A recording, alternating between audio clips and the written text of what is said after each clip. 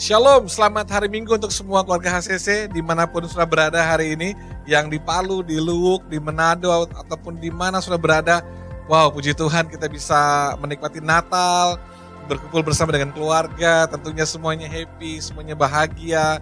Kita bisa ada yang pulang kampung juga, mungkin sudah juga ada yang tetap di kota Palu dan berkumpul dengan teman-teman, sahabat, menikmati dan kita makan makanan yang enak-enak, kue yang enak-enak. Wah, bersyukur kita sehat hari ini, bahwa kita bisa beribadah secara online di hari Minggu ini.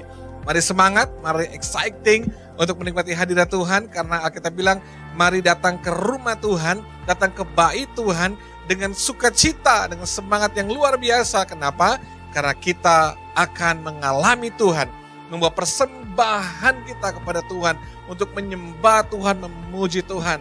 Selamat beribadah untuk kita semua, dimanapun sudah berada dengan sukacita Natal di tahun ini. Kita bersyukur kita semua ditolong oleh Tuhan, kita semua sehat, diberkati. Mari kita berdoa. Bapak, terima kasih hari ini kami sehat, kami kuat, bersyukur, kami menikmati Natal yang luar biasa di tahun ini. Dan kami ada di minggu terakhir di tahun ini Tuhan. Sebab itu kami akan bersemangat datang ke rumah Tuhan untuk menyembah, memuji Tuhan, untuk membawa hidup kami dan mengalami firman yang mengubahkan kami semua. Kami siap beribadah, kami siap menyembah dan mengalami hadirat Tuhan di dalam nama Yesus. Haleluya. Mari sama-sama katakan amin. Selamat beribadah. Haleluya. Semua yang siap memuji menyembah Tuhan, amin. Haleluya. Mari beri tepuk tangan bagi Tuhan kita. Haleluya. Sebab Dia Allah yang luar biasa. Yes. Haleluya. Mari bertepuk tangan bersama saudara.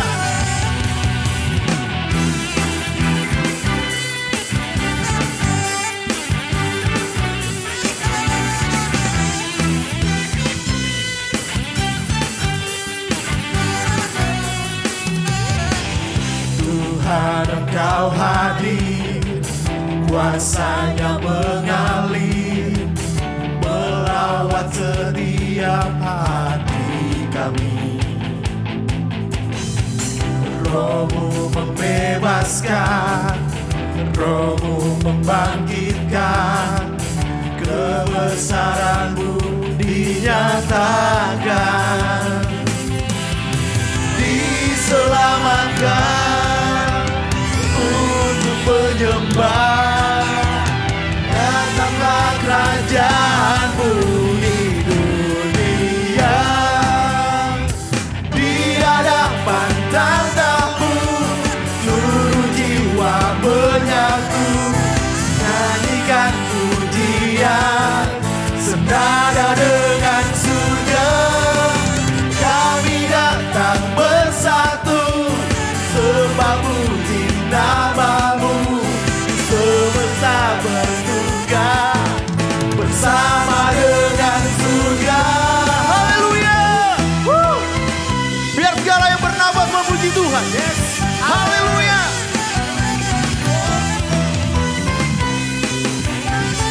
Sama-sama katakan pujian ini. Tuhan, Engkau hadir, kuasa-Nya mengalir, melawat setiap hati kami. Roh-Mu membebaskan, membangkitkan, Roh-Mu membangkitkan, kebesaran-Mu dinyatakan. Diselamatkan untuk menyembah, datanglah kerajaan-Mu di dunia. Semuanya di hadapan tahta-Mu, seluruh jiwa menyatu, nyanyikan pujian senada dengan surga. Oh, kami datang bersatu, sembah puji nama-Mu, semesta bersuka bersama dengan surga. Haleluya. Mari bertepuk tangan di atas kepala saudara. Haleluya.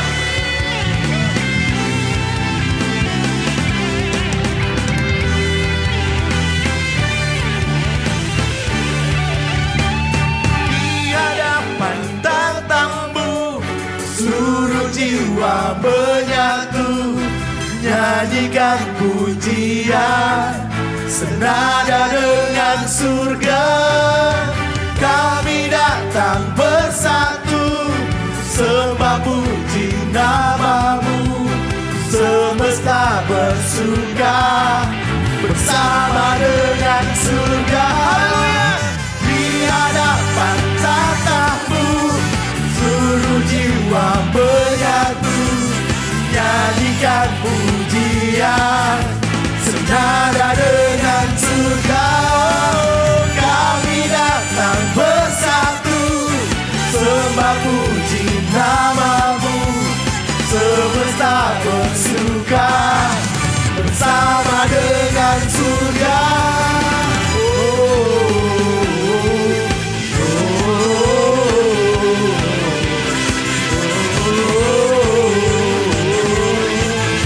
Setara dengan surga.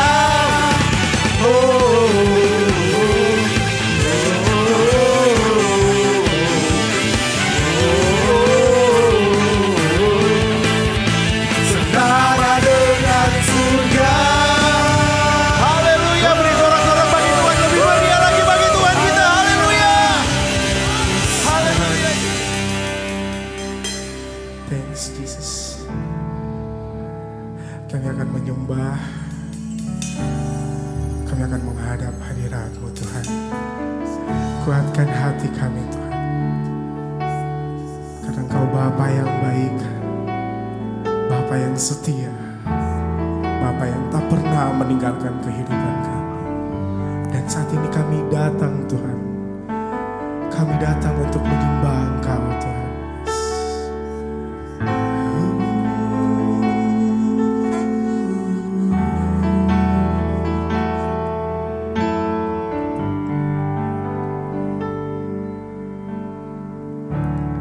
Bapakku datang, menyembahmu di sini. Ku percayakan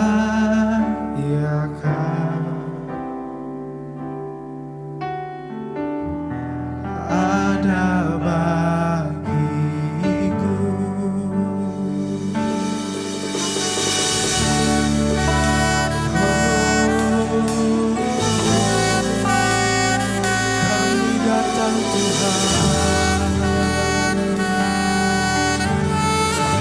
Sama-sama kita nyanyikan pujian. Bapakku datang, menyembahmu di sini. Ku percayakan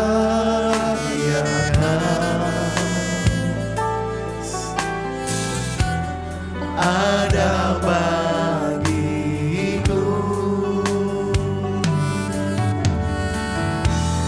Tak usah ku takut, sebab Kau sertaku.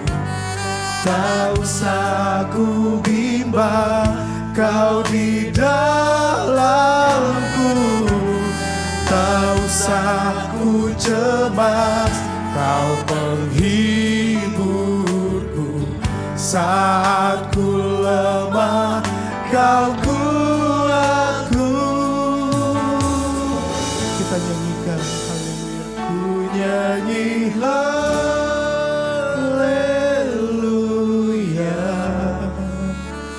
Ku nyanyi haleluya. Sungguh Kau hebat, ajaib berkuasa perbuatanmu. Ku nyanyi haleluya, ku nyanyi haleluya,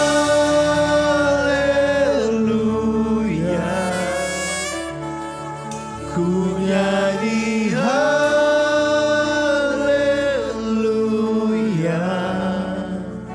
Sungguh Kau hebat,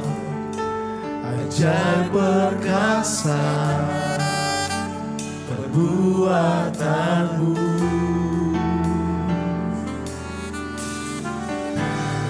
Di hidupku,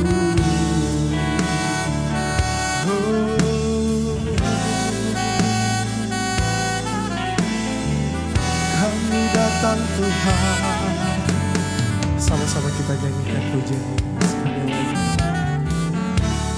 Bapakku datang menyembah di sini. Ku percaya kau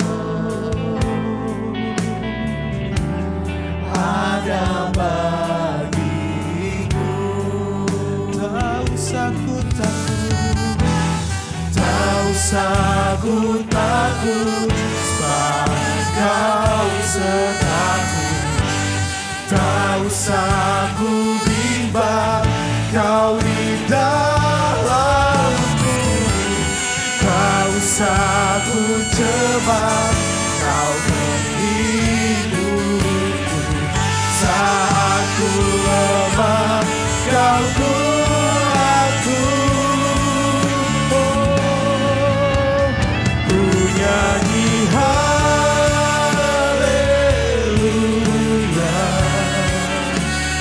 ku nyanyi haleluya. Sungguh kau hebat, ajaib perkasa, perbuatanmu. Ku nyanyikan, oh, ku nyanyi haleluya, ku nyanyi haleluya. Sungguh kau hebat, ajaib perkasa, perbuatanmu.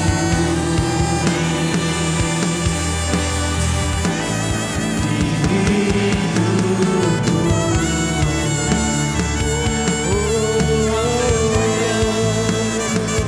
Engkau baik Tuhan, Engkau ajaib Tuhan.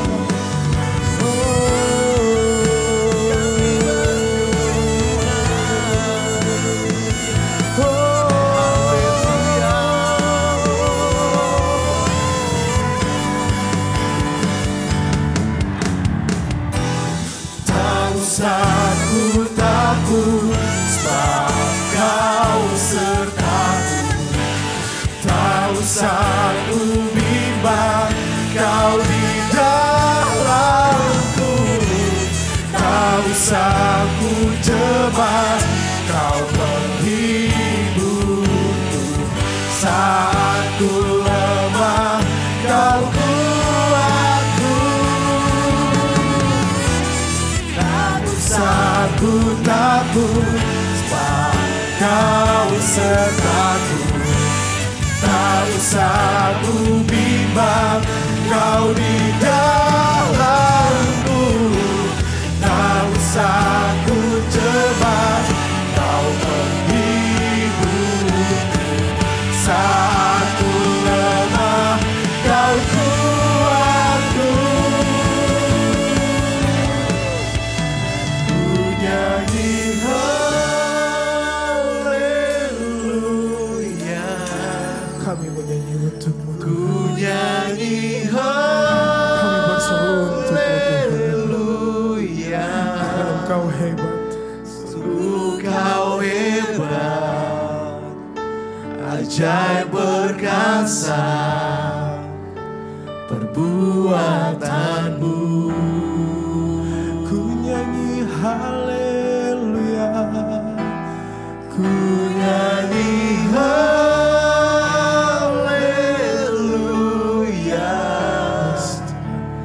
ku nyanyi haleluya. Sungguh kau hebat, ajaib perkasa, perbuatanmu.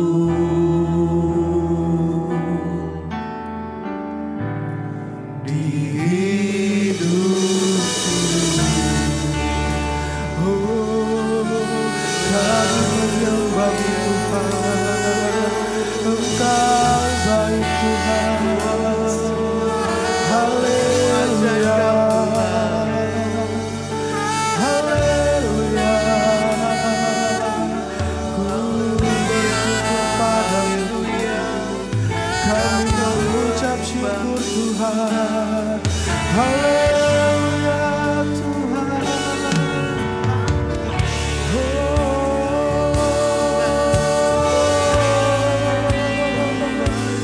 Sebab Engkau baik Tuhan, kami memuji Engkau Tuhan.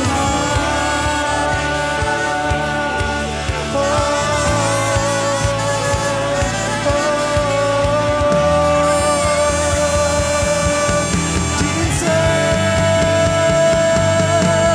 haleluya Tuhan, haleluya Tuhan. Ku bersyukur, thank you Jesus. Terima kasih Tuhan, berkat-Mu selalu melimpah untuk kami. Haleluya, haleluya.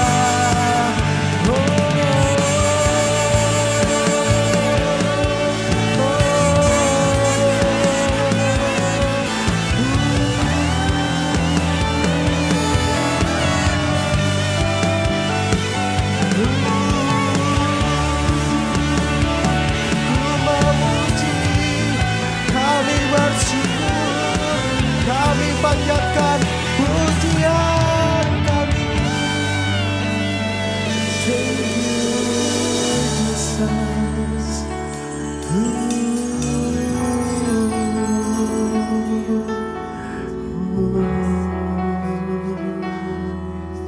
Yes, Engkau permata kami yang hidup Tuhan. Kami bersyukur padamu Tuhan. Terima kasih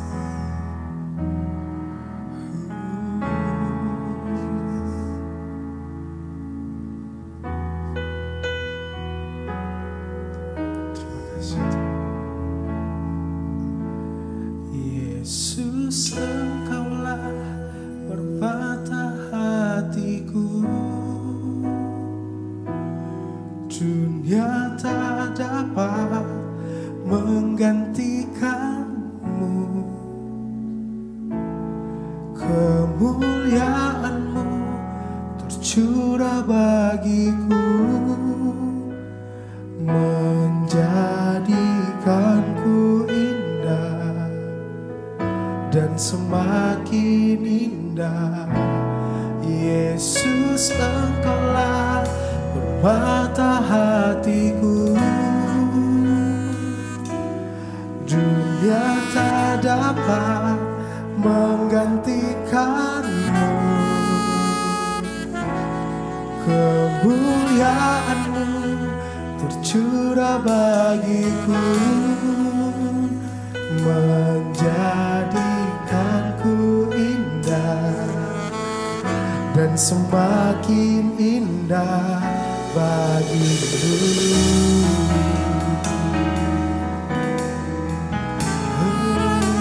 Sahabat-sahabat kita nyanyikan. Dengan segenap hati dan jiwaku,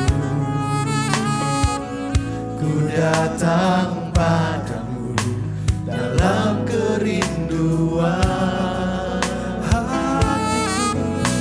Hati-Mu yang sanggup mengubahku dan menguatkanku dalam pengharapan. Yesus, Engkaulah permata hatiku. Dunia tak dapat menggantikanmu. Kemuliaan-Mu tercurah tercurah bagiku, menjadikanku indah dan semakin indah. Yesus, Engkaulah permata hatiku, dunia tak dapat menggantikanmu. Kemuliaan-Mu tercurah bagiku, menjadikanku indah dan semakin indah bagimu.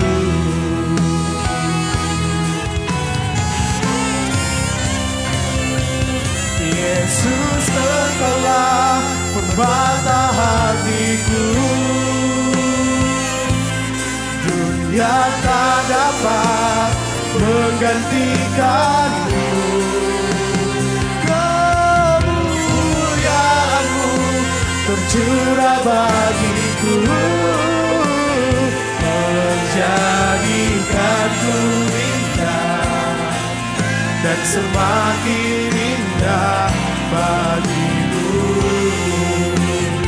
Menjadikanku indah dan semakin indah bagimu.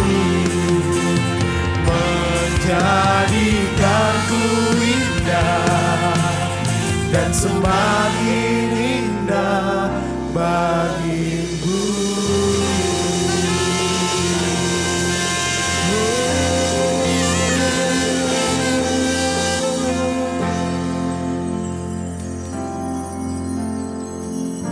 Haleluya, haleluya. Terima kasih Tuhan Yesus. Kami bersyukur di minggu terakhir di tahun ini kami menikmati hadirat Tuhan.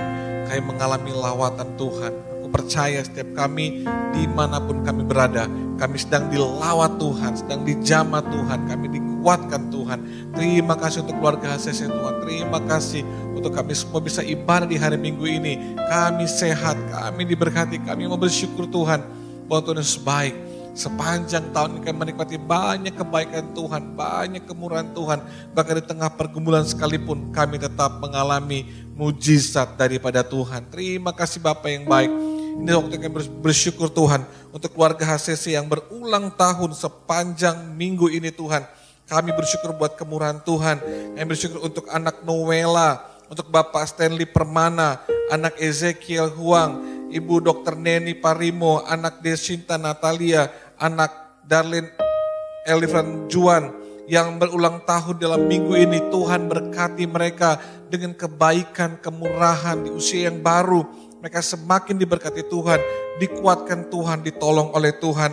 Kami juga bersyukur Tuhan untuk pernikahan daripada Bapak Albert Parewang. Tuhan berkati pernikahan mereka.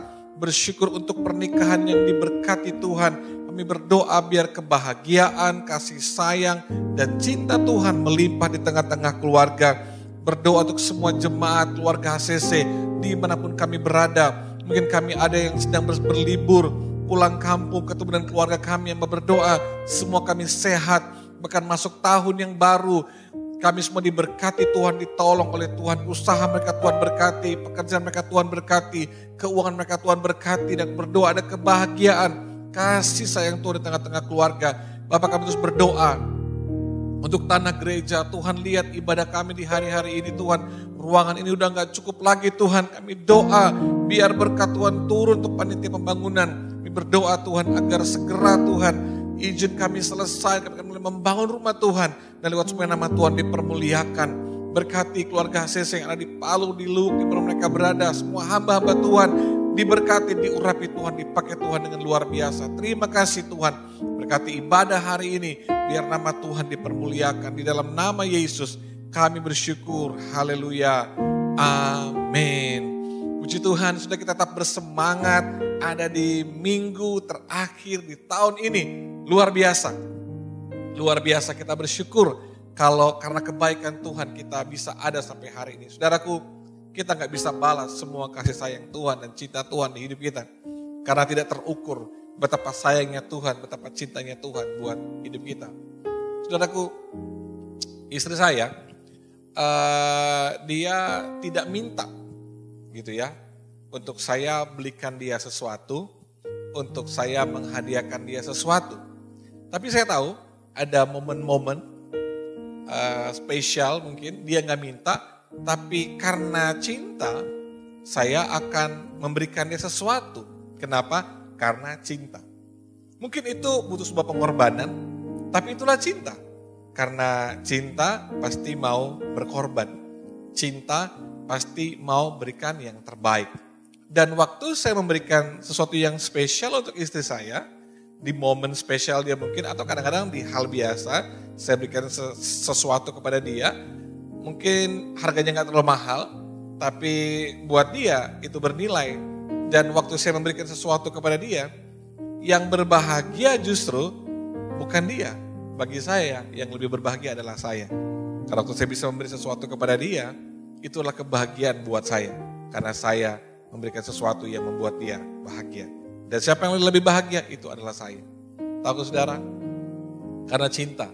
Alkitab bilang, karena begitu besar kasih Allah akan dunia ini, sehingga dia mengorbankan anaknya. 2000 tahun yang lalu, kita peringati Natal, di mana Bapa mengorbankan anaknya karena cinta, dia berikan anaknya untuk kita. Siapakah yang paling berbahagia? Bukan kita, tapi dia yang memberikan sesuatu yang berharga, supaya kita yang tidak berharga ini menjadi berharga. Kita yang miskin ini menjadi kaya. Supaya kita yang harusnya binasa menjadi tidak binasa. Dia menggantikan hidup kita. Kenapa dia mau berikan yang terbaik buat kita? Karena dia mengasihi kita. Hanya cinta yang buat seorang mau berkorban. Dan saya tahu, karena cintalah, maka keluarga HCC mau berkorban untuk pekerjaan Tuhan. Mau berkorban untuk jiwa-jiwa. Terima kasih bagi saudara yang dengan setia, dengan sungguh-sungguh hati, di sepanjang tahun ini, di setiap hari Minggu, selama tahun ini, memberikan persembahan, menabur benih persembahan, mengembalikan milik kepunyaan Tuhan, membantu diakonia, pelayanan misi, atau apapun, pembangunan gereja. Bersyukur saudara, saya tahu saudara memberi karena saudara mencintai Tuhan. Saudara menabur karena saudara mengasihi jiwa-jiwa. Cinta saudara kepada Tuhan kau buktikan dengan luar biasa. Sebab itu sebagai gembala, saya sangat bersyukur. Saya terima kasih kepada saudara, karena saudara begitu mencintai Tuhan dan mencintai jiwa-jiwa. Terlihat bagaimana saudara memberikan selalu yang terbaik untuk Tuhan. Dari hati yang mengasihi Tuhan. Bukan dengan sungut-sungut, tapi dengan sukacita. Sebab itu silakan memberikan persembahan. Ada nomor-nomor rekening gereja, saudara bisa transfer, ada barcode, saudara bisa memakai aplikasi online untuk bisa menabur, memberi, baik perpuluhan, persembahan, janji iman untuk pembangunan atau diakonia, dan setiap persembahan saudara itu pastinya akan mempermuliakan nama Tuhan. Mari memberi dengan sukacita, memberi karena sebuah cinta, karena pemberian kita adalah pengorbanan yang menyenangkan hati Tuhan. Selamat memberi, Tuhan Yesus memberkati kita semua.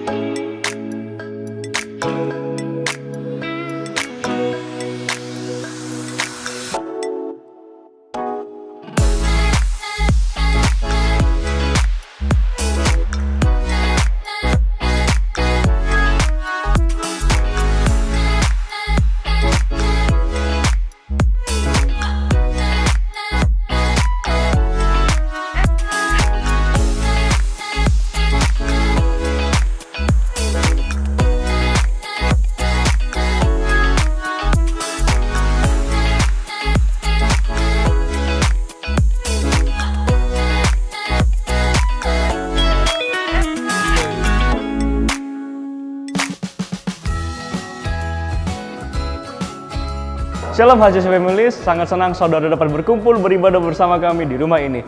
Bersama saya Valen yang akan membawakan beberapa informasi penting mengenai kegiatan di gereja kita. Connect Group masih diliburkan dan akan hadir kembali pada bulan Januari 2022. Youth Service masih diliburkan dan akan aktif kembali pada Januari 2022. Shalom keluarga HCC yang diberkati Tuhan. Rumah ini, gereja ini, di mana kita tertanam, bertumbuh dan berbuah banyak. Home Community Church adalah rumah yang relevan dan akan membawa perubahan bagi generasi. Gambaran tentang sebuah rumah berarti di dalamnya ada sebuah keluarga, di mana ada hubungan antara bapa dan anak, sebuah keluarga rohani Di dalam rumah adalah tempat di mana ada sebuah penerimaan, ada sebuah kasih sayang. Rumah tempat di mana kita untuk pulang, dipulihkan, dan disembuhkan. Selama ini sebuah logo yang sangat familiar di kita selama 3 tahun, yaitu lambang rumah. Itu menggambarkan sebuah bangunan tempat di mana kita tinggal. Sudah 3 tahun berlalu dan kami rindu rumah ini tetap menjadi rumah bagi generasi yang tidak hanya ada satu gereja atau satu lokasi, tapi kami rindu menjadi berkat bagi semua generasi dan dimanapun tempatnya. Kami rindu rumah ini menjadi gereja tanpa tembok. Dan sebuah rumah benar-benar dirasakan sebagai sebuah rumah bukan karena bangunannya, bukan karena hanya indah bentuk bangunannya, tapi karena ada orang-orang di dalamnya yang mau berkorban, yang mau melayani, yang memberikan hidupnya untuk diubahkan, disembuhkan, dipulihkan, yang dimana ada orang-orang yang memberi hatinya untuk peduli kepada kehidupan orang lain. Itulah rumah yang sebenarnya. Dan kini, logo yang dulu berbentuk rumah telah memiliki sebuah gambaran yang baru, yaitu hati. Di mana hati yang mau menjadi rumah bagi hidup orang lain, hati yang mau berkorban, hati yang mau mengasihi, hati yang mau menerima, hati yang mau melayani untuk hidup orang lain. Itulah gambaran baru dari logo gereja kita hari ini. Hati yang seperti Kristus, hati yang mengasihi jiwa-jiwa, hati yang melihat betapa jiwa-jiwa adalah tuaian yang harus kita jangkau, tuaian yang harus kita kasihi, di mana hati mau berkorban untuk mereka, menjangkau mereka, melayani mereka. Itulah hati yang seperti Kristus, tidak hanya mengasihi sesama kita, tapi terlebih lagi kita mengasihi Tuhan, bahkan gairah kita mengasihi Tuhan akan terlihat bagaimana kita mengasihi jiwa-jiwa. Love God, love people. Sebab itu kami rindu melalui logo yang baru ini, saudara, kita mengerti bahwa rumah bukan hanya berbicara mengenai sebuah gedung dan lokasi, tetapi hati yang mau mengasihi generasi ini, yang mau menjangkau generasi ini, yang mau menerima generasi ini, yang mau melayani generasi ini, dari anak-anak sampai orang dewasa. Kerinduan saya sebagai gembala, lewat logo yang baru ini, kita mau menjadi sebuah rumah yang benar-benar mengasihi generasi ini. Tuhan berkati kita semua. Untuk info lebih lanjut, saudara dapat mengikuti sosial media kami di Instagram, Facebook, dan YouTube agar tetap terhubung bersama kami. Demikian informasi yang dapat saya sampaikan. Happy Sunday, enjoy the service, and God bless you.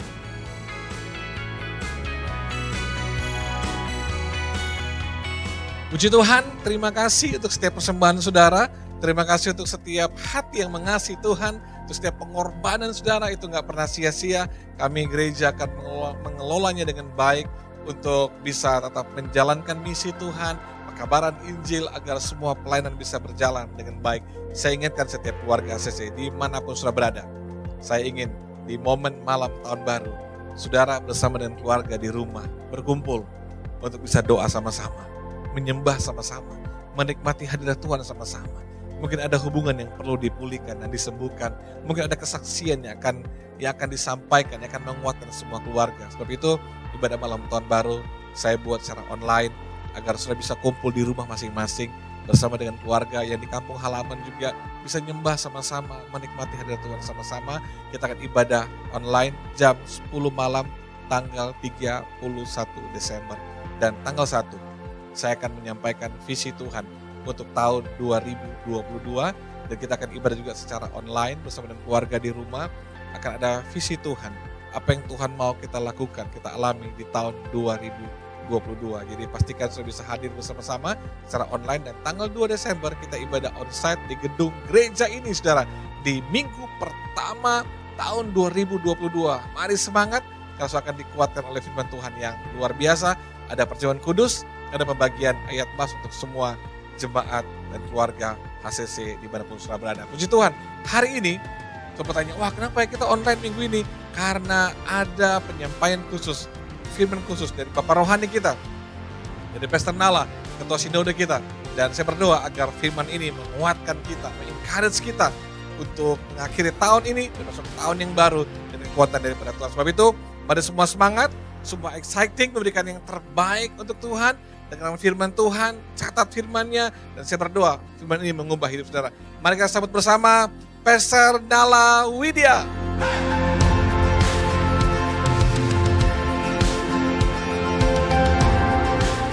Halo HCC Palu, apa kabar? Yes, kita bertemu kembali tapi sekarang secara online.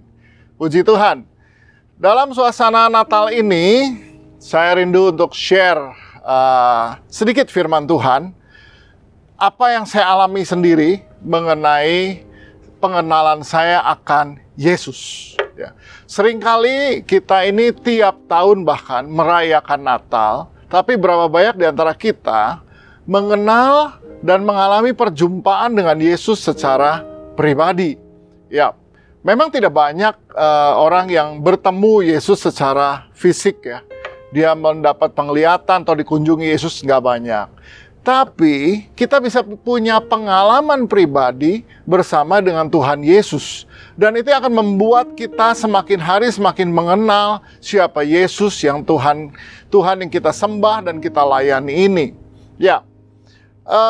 Hari ini saya akan share dengan satu judul The Jesus I Know ya, atau Tuhan Yesus yang saya kenal. Saudara, paling tidak ada dua hal yang kita bisa kenali dari Tuhan Yesus. Tuhan yang seperti apa Dia yang mau lahir ke dunia ini dan kemudian menjadi dewasa sebagai manusia biasa, melayani, mati di kayu salib, dikuburkan dan bangkit pada hari yang ketiga. Naik ke sorga dan kemudian Roh Kudus dicurahkan untuk kita. Seperti apa Yesus yang kita kenal ini?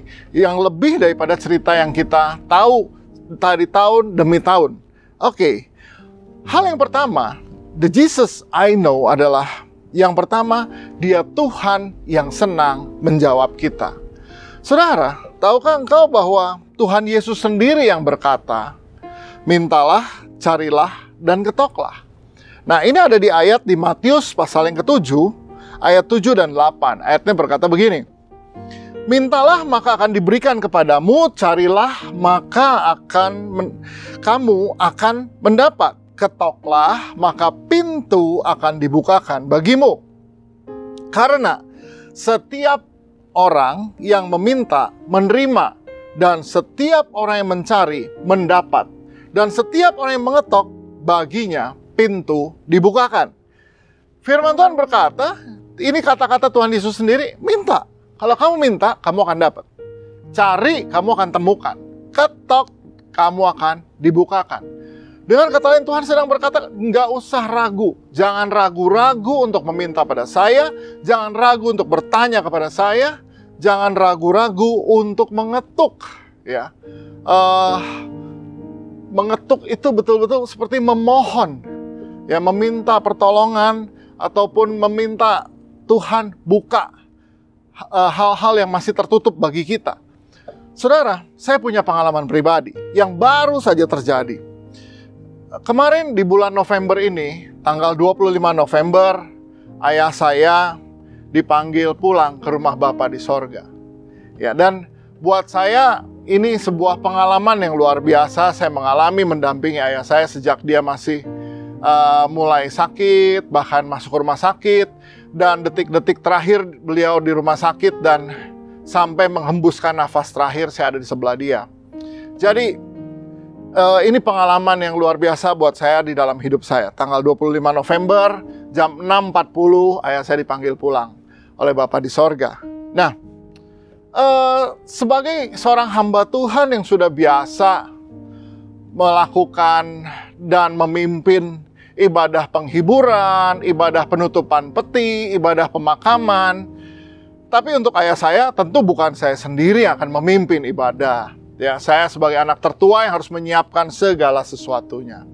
Jadi, pada tanggal 26 November, ketika ada ibadah penghiburan di rumah orang tua saya, tiba-tiba saya sebagai pendeta, selama ini saya nggak pernah berpikir begini. Tapi hari itu, sebelum ibadah, saya mulai merenung, saya tiba-tiba terdiam. Saya ingat ayah saya, karena dulu hubungan kami buruk. Ya, antara saya dan ayah saya itu dulu buruk. Saya anak yang pahit, saya anak yang berontak terhadap bapak saya. Sampai baru tahun 1997 saya meminta ampun pada dia.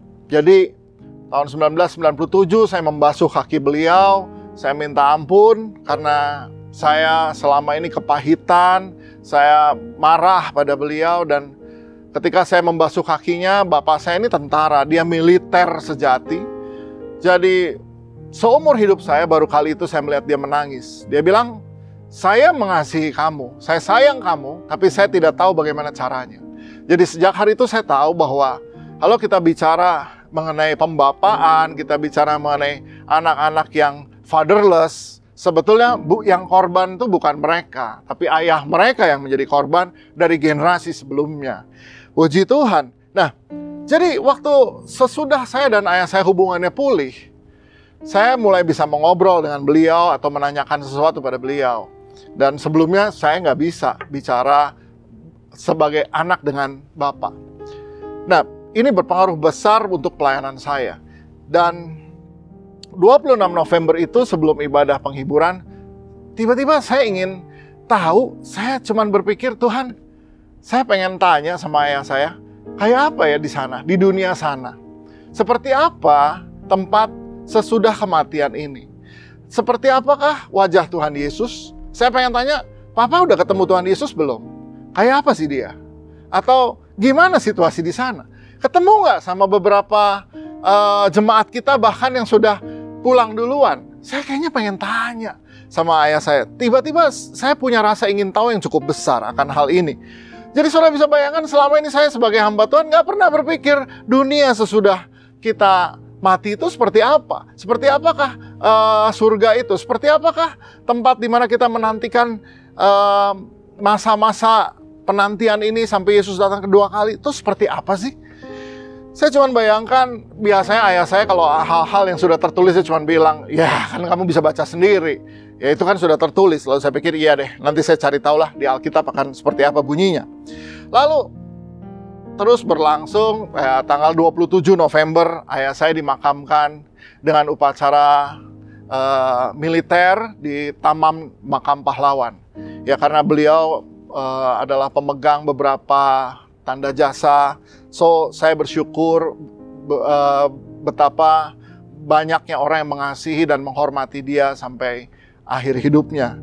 Dan sesudah itu saya nggak pernah pikirkan lagi apa yang jadi pertanyaan saya mengenai dunia sesudah kita mati.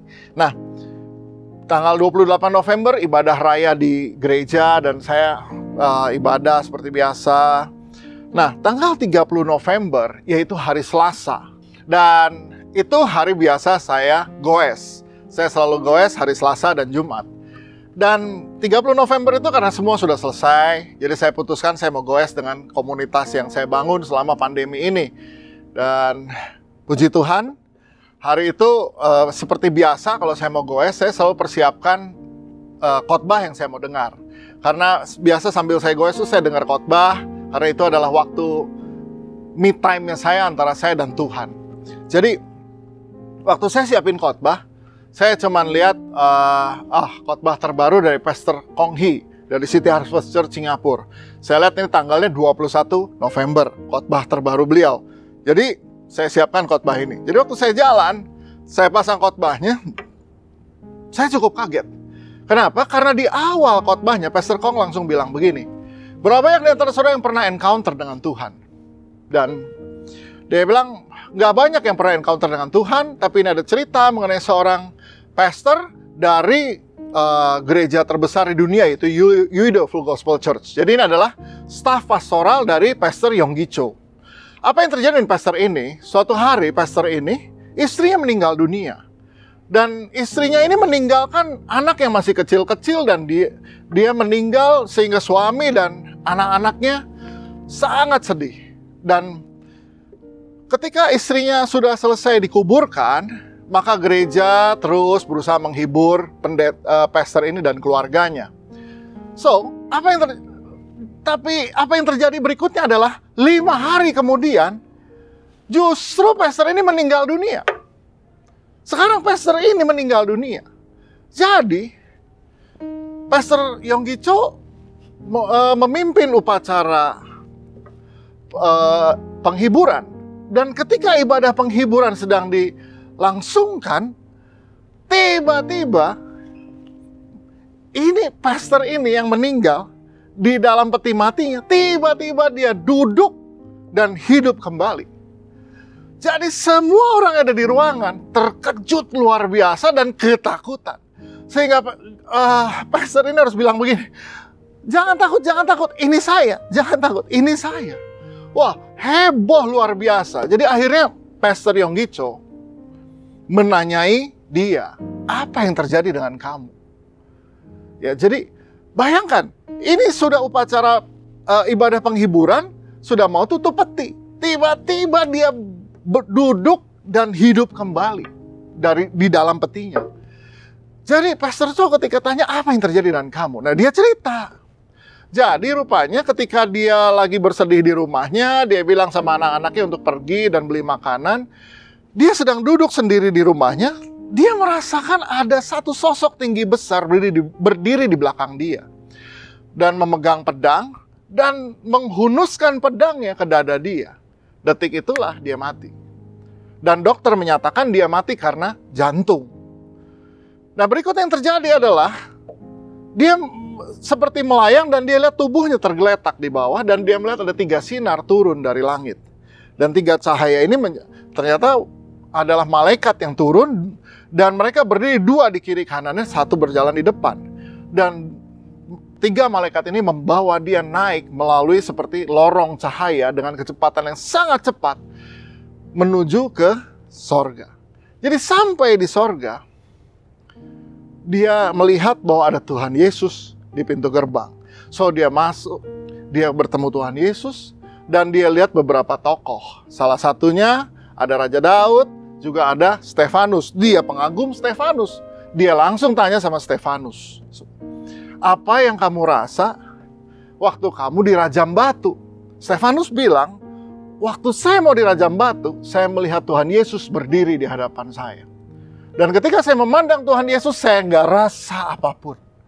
Sampai akhirnya dia tiba di surga bersama Tuhan Yesus. Wow. Kalau saudara ingin tahu hal yang sama, nanti kita tanya di sorga pada Stefanus. Nah, lalu Tuhan Yesus bawa dia masuk ke dalam sorga dan dia melihat jalan, dia melihat sungai, dia melihat banyak orang duduk di tepi sungai, ada pohon buah-buahan, orang bisa makan buah-buah dari pohon ini. Dan kemudian dia juga melihat tahta Tuhan, seperti gunung yang bercahaya, bersinar, sangat terang, dan ribuan orang itu memuji menyembah Tuhan di sana. Dan kemudian dia berkata begini sama Tuhan Yesus, boleh nggak saya ketemu dengan istri saya? Dia baru 5 hari yang lalu meninggal juga. Dan Tuhan Yesus bilang sambil tersenyum, justru istrimu yang meminta kamu dibawa ke sini. Jadi akhirnya dia dibawa ke satu rumah yang indah luar biasa. Dan ketika pintu rumah itu terbuka, istrinya keluar dan dia melihat seorang wanita yang sangat cantik. Cantik karena ibu gembala ini rupanya waktu di bumi nggak pernah berdandan. Ya, jadi sangat biasa penampilan. Tapi di sorga dia menjadi wanita yang sangat cantik karena kecantikan batiniah yang keluar. Sampai Pastor Yonggi Cho tanya lagi sama dia, kamu betul nggak salah orang? Itu betul istrimu. Nah, lalu istrinya bilang begini, dia mau peluk istrinya tapi istrinya bilang, jangan, belum bisa. Karena tubuhmu masih milik tubuh dunianya. Nah, jadi belum bisa, tubuh kita berbeda. Dan istrinya cuma bilang, sampaikan sama anak-anak, jangan sedih. Mama senang di sini, mama bahagia di sini. So, jadi itu dia lihat istrinya dan kemudian Tuhan Yesus bilang, ayo saya mau kasih lihat kamu hal yang kamu harus lihat. Jadi dia dikasih lihat rumah-rumah yang dibangun untuk orang-orang percaya. Dia bertemu dengan seorang wanita yang dulu wanita tua, tapi di surga rupanya kita kembali menjadi tubuh kita pada waktu umur 30 kira-kira, usia premiumnya kita, ya. Nah, wanita ini dia kenali sebagai wanita tua yang biasa bantu dia bersih-bersih gereja. Rumahnya besar luar biasa. Dan dia jadi lihat, oh, pembersih gereja ini ternyata rumahnya luar biasa, besar sekali di surga. Berikutnya dia ketemu dengan majelis gereja dia. Majelis gereja yang waktu hidup majelis ini memang orangnya kasar, mulutnya tajam, sering menyakiti hati orang. Dan dia lihat rumahnya jauh lebih kecil daripada wanita yang bersih-bersih gereja. Kesimpulannya, jabatan pelayanan kita tidak menentukan upah kita di sorga. Tapi bagaimana kita hidup, itulah yang menentukannya. Dan jadi dia lihat terus, lalu Tuhan Yesus bawa dia ke satu rumah dan Tuhan Yesus bilang, ini rumah kamu. Begitu dia lihat rumahnya, pendeta ini lihat rumahnya, dia kaget. Kenapa? Karena rumahnya belum ada atapnya. Lalu dia bilang dengan sedih, dia tanya sama Tuhan Yesus, Tuhan, kenapa rumah saya nggak ada atapnya? Dan Tuhan Yesus bilang, rumahmu belum selesai. Kamu harus pulang, dan kalau kamu pulang, hiduplah tetap dalam ketaatan dan buatlah yang baik. Itu akan menjadi bahan bangunan yang akan membangun rumah kamu di sini. Nanti kalau rumah kamu sudah selesai, kamu akan dipanggil pulang. Jadi Tuhan Yesus bilang sama dia, oke, sekarang kamu udah lihat semua, sekarang kamu cepat pulang. Cepat pulang karena mereka sudah mau tutup peti kamu. Jadi dia dibawa lagi oleh 3 malaikat ini, turun lagi lewat lorong bercahaya itu, dan dia melihat ada tubuhnya dalam peti mati, dan dia cepat masuk. Zep, dia masuk, dan dia langsung duduk. Itulah kejadiannya. Saudari sini, saya sambil naik sepeda, saya sambil denger ini. Jadi tiba-tiba air mata saya meleleh. Saya cuma pikir begini, yang pertama, bahwa Tuhan itu, saya baru tanya sama Tuhan, kayak apa suasana di sana. Saya bertanya tuh tanggal 26 November. Tanggal 30 November Tuhan jawab pertanyaan saya. Ini luar biasa. Dia Tuhan yang senang menjawab. Dia Tuhan yang membukakan apa yang kita tanya, apa yang kita cari, kita temukan. Itulah Yesus Tuhan. Wow. Hal yang kedua saya jadi tahu, oh berarti kenapa ayah saya dipanggil pulang? Rumahnya sudah selesai. Jadi saya bisa bilang sama mama saya, kadang-kadang mama saya masih suka sedih. Aduh, kenapa dia pulang duluan? Aduh, kenapa papa? Aduh, coba ya waktu itu dia ini aja. Karena ayah saya memang 3 tahun terakhir paru-parunya sudah tinggal 30% fungsinya. Aduh, harusnya dia makan obat ini, harusnya. Enggak. Sebetulnya karena dia pulang, karena rumahnya sudah selesai. Jadi saya bilang sama mama saya, Mam, sudah, rumahnya papa sudah selesai di surga. Makanya dia pulang. So, itu hal kedua yang saya dapatkan dari sini. Hal ketiga yang luar biasa adalah begini. Pastor Konghi khotbah tanggal 21. Tuhan tahu tanggal 26 saya akan bertanya mengenai seperti apa hidup sesudah kematian ini. Jadi Tuhan seperti sudah tahu, nanti Nala akan tanya tanggal 26. Jadi tanggal 21, Tuhan yang beri inspirasi pada Pastor Konghi untuk ceritakan ini. Tuhan juga tahu bahwa kalau Pastor Konghi yang cerita, saya pasti ya dan amin juga. Karena dia Bapak rohani saya. Jadi Tuhan tahu, lewat Bapak rohani saya, Tuhan jawab cerita ini, pertanyaan saya, semua terjawab. Jadi Bapak Ibu Saudara, ini luar biasa Tuhan kita. Di situ saya betul-betul hari itu saya punya sukacita yang luar biasa. Kenapa? Tuhan, Engkau luar biasa banget. Saya tanya tanggal 26, Tuhan jawab tanggal 30. Luar biasa. Dan jawaban itu sudah dipersiapkan bahkan seminggu sebelumnya. Come on. Inilah Tuhan Yesus yang saya kenal. Tuhan yang kalau diketuk dia akan buka. Tuhan yang kalau kita cari dia akan bawa kita menemukannya. Tuhan yang kalau kita minta dia akan berikan. Itulah Yesus yang saya kenal. Saudara, seperti apa Yesus yang kau kenal hari ini? Apakah kau pikir dia Yesus yang tidak mau memberi? Dia Yesus yang tidak suka mendengar kita? Dia Yesus yang tidak menjawab kita? Bukan. Dia Yesus yang senang menjawab kita. Mari saudara kita lihat. Seperti apa Yesus yang saya kenal yang kedua?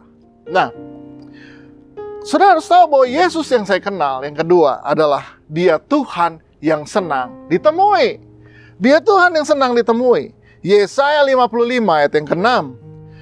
Carilah Tuhan selama ia berkenan ditemui, berserulah kepadanya selama ia dekat. Firman Tuhan katakan, carilah Tuhan selama ia berkenan ditemui. Artinya ada waktu di mana dia tidak berkenan. Dalam bahasa Inggrisnya dikatakan, while he may be found. Ya, artinya dia masih bisa ditemukan, masih bisa ditemui. Ada waktunya nanti enggak. Kenapa? Karena waktunya nanti. Yesus datang kedua kali bukan untuk menyelamatkan, tapi untuk menghakimi. Saudara, berserulah kepadanya selama ia dekat. Hari ini dia dekat. Hari ini dia dekat. Ketika kau berseru, dia pasti dengar, dia pasti jawab. Itulah Tuhan yang kita harus kenal. Saudara, ada satu ayat yang mengubah cara pikir saya mengenai gereja, cara pikir saya mengenai Tuhan, cara pikir saya mengenai seperti apa harusnya kita hidup dalam keluarga Tuhan ini. Nah, mari kita lihat ya. Encounter dengan Yesus itu sudah ditulis di Wahyu 3 ayat 20. Kita sering sekali melihat gambar tentang Wahyu 3 ayat 20 ini. Yaitu gambar Tuhan Yesus berdiri di muka pintu. Nah, kalau saudara lihat, ayatnya berkata, lihat aku berdiri di muka pintu dan mengetok.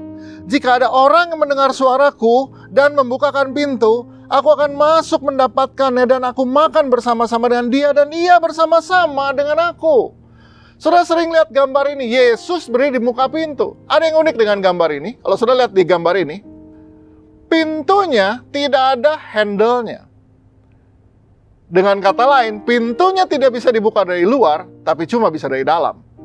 Jadi, kalau Tuhan Yesus mengetuk pintu hati kita, dia nggak bisa buka, hanya kita yang bisa buka. Hanya kita yang bisa buka. Ini yang luar biasa. Pelukis gambar ini menggambar secara detail. Dan dia sudah sampaikan maknanya. Bahwa tidak ada handle pintu dari luar. Dengan kata lain, Tuhan Yesus tidak bisa buka. Tuhan tidak akan memaksa kita kalau kita tidak mau buka dari dalam. Ya, jadi, saudara, mari kita lihat. Ayatnya dalam bahasa Inggris dikatakan begini. Diterjemahkan versi NIV dikatakan, here I am. Ya, I stand at the door and knock. If anyone hears my voice and open the door, I will come in and eat with that person, and they with me. So, dimulai dengan kata, here I am. Jadi kalau saudara mendengar ketukan, mendengar panggilan, mendengar ada dorongan kuat dalam diri saudara, itulah Yesus yang sedang bekerja detik ini, saat ini, dimanapun kau sedang berada. Here I am, Yesus katakan. Dan di sini dikatakan Yesus memanggil. Dia panggil, siapa mendengar dan membuka pintu, artinya siapa yang memberikan respons pada Yesus. Apa yang diperlukan untuk encounter dengan Yesus? Mendengar dia dan meresponi dia. Ada banyak orang mendengar tapi tidak memberikan respons. So, kalau kita membukakan pintu buat dia, Yesus masuk, dan apa yang terjadi? Ini yang saya suka. Dia katakan begini, aku akan masuk mendapatkannya dan aku makan bersama-sama dengan dia.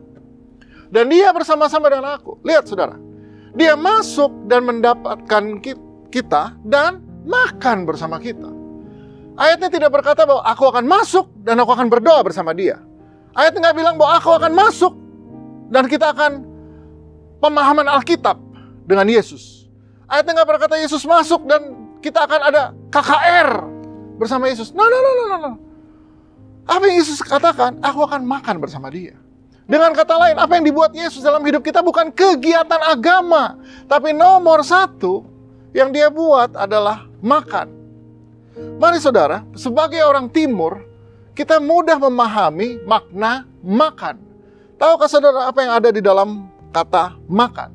Makan bersama Yesus yang pertama. Makan itu sedang bicara hubungan. Sudah biasa bahwa kita setiap selesai ibadah selalu cari makan. Ya, entah makan siang, entah makan malam, kalau ibadahnya sore. Dan kalau cari makan, selalu kita ajak yang kita kenal. Kita ingin makan bersama dengan orang yang kita kenal. Dengan kata lain, makan selalu bicara satu kata, yaitu hubungan. Di rumah kita makan. Bersama siapa? Keluarga. Makan juga itu untuk menyatakan bahwa kita ingin bangun hubungan dengan orang. Kita ingin berkenalan. Caranya gimana? Ajak makan. Kalau seorang pria mau mendekati seorang wanita, apa yang dia buat? Ajak makan. Apalagi? Kalau ada orang datang ke rumah, ketika kita sedang makan, saya pasti ajak dia langsung, ayo makan bersama. Why? Karena makan itu sedang bicara membangun hubungan. Dengan kata lain, Tuhan Yesus bilang, aku mau makan sama kamu, berarti Tuhan Yesus mau membangun sebuah hubungan. Hubungan macam apa? Untuk orang Timur Tengah, yang makan bersama itu berarti sudah dianggap keluarga. Puluhan kali saya ke Yerusalem. Sehingga karena berkali-kali saya ke Yerusalem, saya ketemu banyak supir bus dan juga guide lokal. Nah, beberapa kali saya ke Yerusalem, saya dilayani oleh supir bus yang sama. Sehingga akhirnya dia bilang begini sama saya. Dia bilang, Pastor, lain kali kalau mau datang bilang dulu. Beritahu saya akan minta istri saya masak supaya kita makan di rumah. Kenapa harus begitu? Karena buat dia menerima seseorang di rumah dan makan, berarti dia bilang, kamu keluarga saya. Dan setiap kali kita berpisah di airport, dia selalu memeluk saya dengan erat. Sambil berlinang air mata, dia selalu bilang, see you next time, brother. See you next time. Dia nggak panggil saya pastor, tapi dia panggil saya brother. So, saudara bisa bayangkan. Begitu dekatnya hubungan kita karena selama 9 hari selalu bersama. Dan saya perlakukan dia bukan seperti supir. Saya perlakukan dia sebagai orang yang melayani saya. Jadi saya tahu persis bagaimana memperlakukan seseorang yang sedang melayani Tuhan. Dan saya selalu bilang begini sama dia, hey, kita keluarga. Jadi apapun, suatu hari saya pergi ke Yerusalem bawa anak saya yang paling kecil. Dia bilang sama saya, boleh nggak saya beliin anak kamu ice cream? Karena buat saya, he is my prince. Why? Karena itu sebuah hubungan dibangun bertahun-tahun. Saudara, ya, makan, membelikan makanan, itu adalah gambaran hubungan. Jadi, kalau Yesus ketemu kita, apa yang dia mau bangun? Bukan kegiatan pelayanan, bukan kegiatan agama. Nomor 1 yang dia mau bangun adalah hubungan. Itulah yang dia inginkan dari kita. Nah, saudara harus tahu hubungan yang seperti apa? Oleh karena itu hal yang kedua dari makan adalah ada atmosfer yang hangat. Ada atmosfer yang akrab, ada atmosfer yang dekat. Itulah makan. Kita selalu tertawa, kita selalu mengobrol, kita selalu punya waktu-waktu ceria ketika kita makan bersama. Sehingga tanpa sadar kita melewati bermenit-menit, berjam-jam di meja makan karena ada atmosfer yang hangat, yang welcome, yang dekat, yang gembira. Itulah makan. Saudara, dari sini saya mengerti gereja adalah keluarga. Itu hal yang pertama. Dan yang kedua, gereja harus gembira. Gereja harus hangat, gereja harus ceria seperti kita makan bersama di meja makan. Ada hal yang lucu, kadang-kadang orang datang ke gereja semua berwajah murung, semua mengantuk. Tapi begitu selesai gereja semua gembira dan makan bersama dengan gembira. Come on. Kenapa? Justru kita beribadah dengan murung, kita beribadah dengan susah, kita beribadah dengan muka malas. Tapi begitu makan kita semua bersemangat. Makanya Yesus bilang, aku datang, aku masuk dan aku mau makan sama kamu. Itulah harusnya atmosfer gereja Tuhan. Itulah harusnya ada dalam gereja Tuhan, hubungan kita dengan Tuhan. Hubungan yang sangat akrab, hubungan yang sangat hangat, hubungan yang intim, itulah makan. Dan harusnya seperti itulah ibadah kita dengan Tuhan. Dan ini menjadi pedoman saya ketika saya membangun gereja. Gereja harus hangat, gereja harus akrab, gereja harus fun, menyenangkan, sama seperti kita makan. Saya jamin semua saudara di tempat ini senang makan bersama. Come on. Hal yang terakhir dari makan. Dalam makan seringkali kita mendengar prinsip ketika mulut terbuka, hati terbuka. Ya, memang. Dalam peristiwa makan ada yang namanya keterbukaan. Itulah yang Yesus mau dengan kita, adanya keterbukaan. Ketika saya bertanya pada Tuhan, seperti apa situasi di sana? Sedang apa papa saya sekarang di sana? Maka saya belajar terbuka sama Tuhan. Dan Tuhan bilang, kamu terbuka, saya jawab. Kamu ingin tahu, saya jawab. Jadi saudara lihat, Dan itulah situasi yang Tuhan inginkan.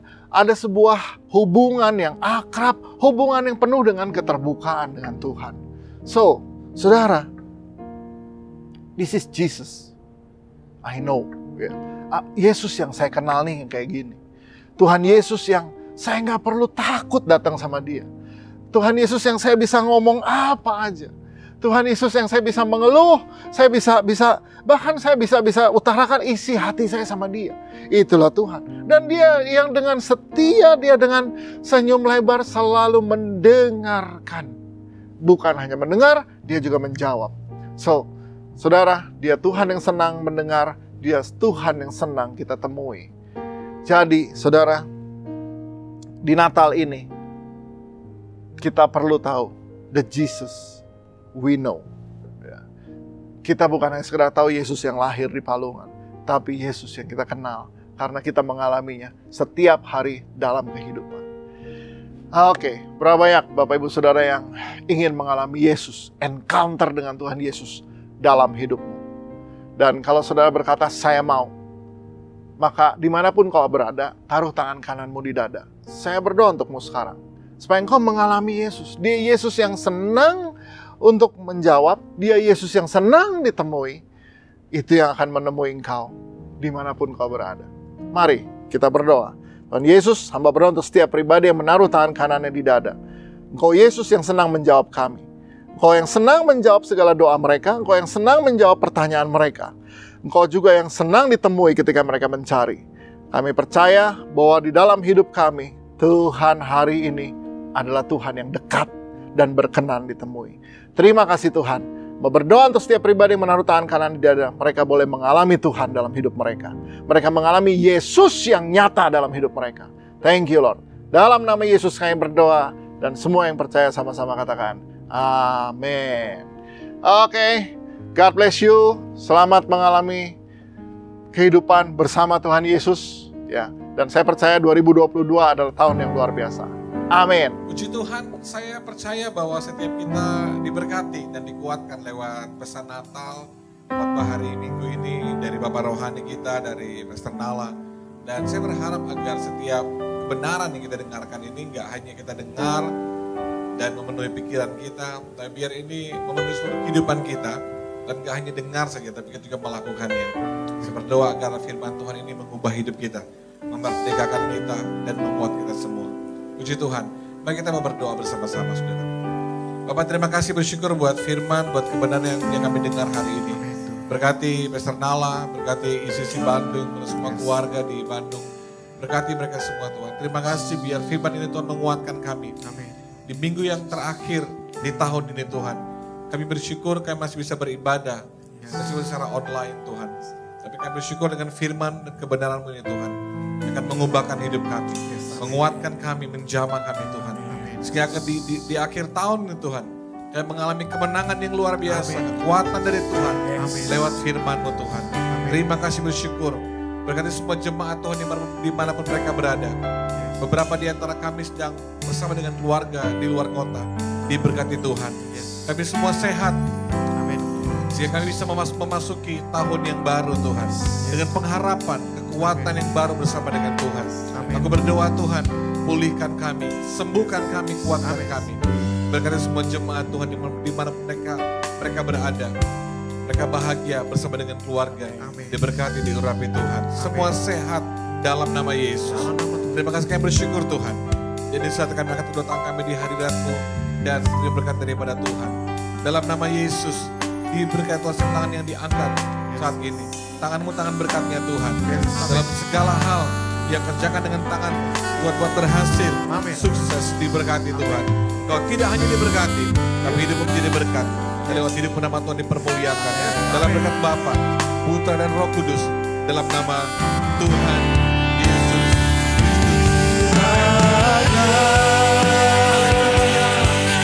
Engkau memberkati aku berlimpah-limpah dan memperluas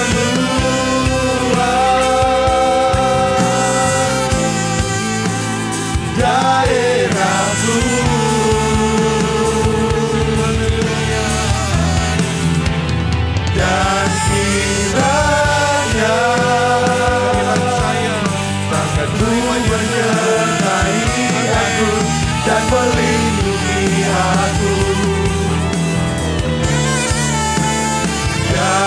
pada malapetaka, sehingga kesakitan tidak